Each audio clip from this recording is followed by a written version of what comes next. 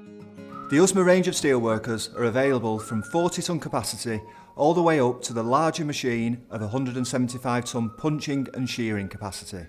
45 tonne compact single pedal steelworker has 5 workable stations.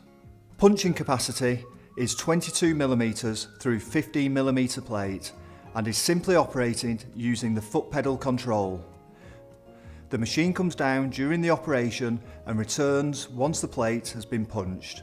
Stroke of the punch head can be easily adjusted for time saving. The section shear stations are easily selected by the flick of a switch. Round and square sections can easily be cut on the machine. The 45 tonne model is easily capable of shearing 30mm round bar and 24mm square bar. Angle cutting with a maximum capacity of 100mm can be sheared on the 45 tonne machine. This can be cut straight at 90 degrees or 45 degree mitre. Flat bar shearing is simple and safe to use, producing a clean, quiet cut on flat bars up to 300mm long and 15mm thick. This again can be cut at 90 degrees or mitred at 45 degrees.